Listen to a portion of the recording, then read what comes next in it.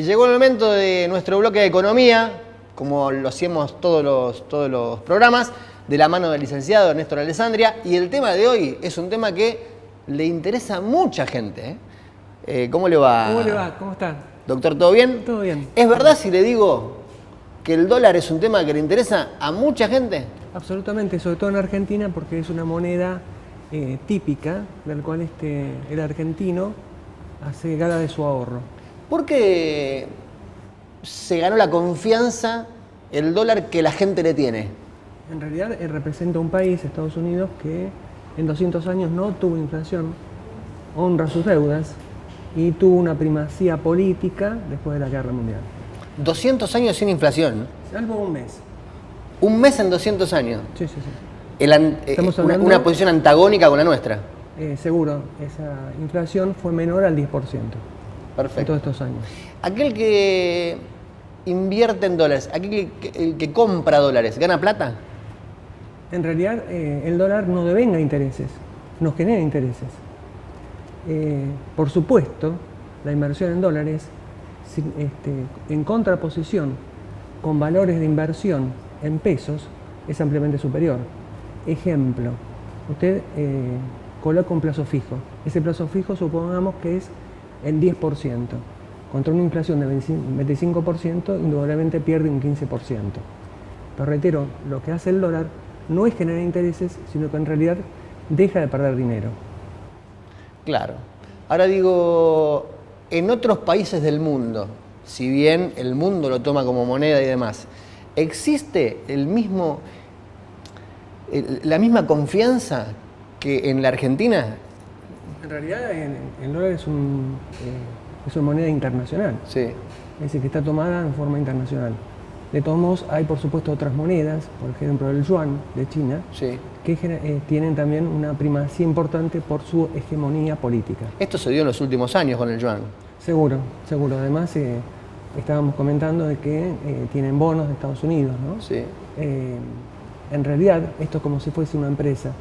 Una empresa necesita dinero, emite bonos, Sí. entonces contra los bonos tiene una determinada cantidad de dólares. Generalmente para compensar a Estados Unidos su déficit fiscal. Porque ¿en qué concepto ingresan dólares al país y por qué concepto se van? Ingresan, por ejemplo, por venta, Sí. exportaciones. Por supuesto, salen por importaciones. Egresan, por ejemplo, por servicios. Ingresa por servicios. Es decir, que hay una serie de conceptos que tienen en cuenta la operatoria. Sí. De todos modos, este tema implica ya sea un déficit comercial Sí. o un superávit comercial. De ahí surge esta operatoria de ingresos y egresos. Hábleme, Néstor, del cepo cambiario. El cepo cambiario se estableció porque había mucha demanda con respecto a una oferta determinada. Es decir, esta oferta de dinero, esta oferta de dólares, era insuficiente para atender las reservas. Con lo cual lo que se estableció fue este cepo cambiario. En mi entender, Sí.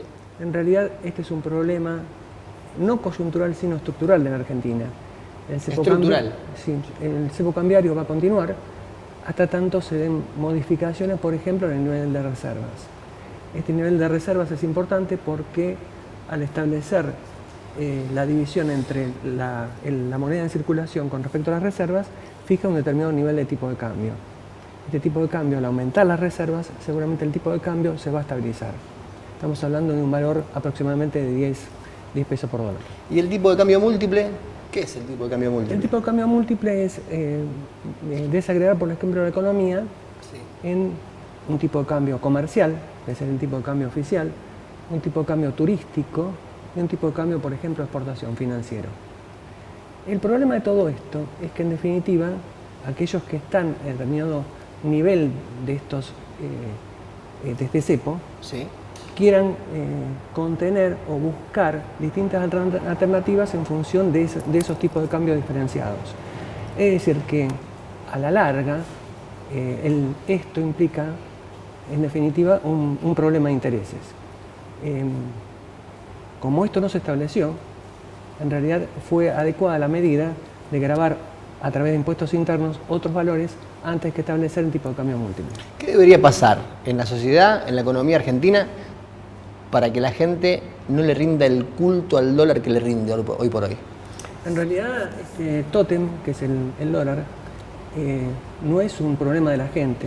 En realidad, debería ser que las autoridades induzcan a otro tipo de comportamiento para prestigiar la moneda.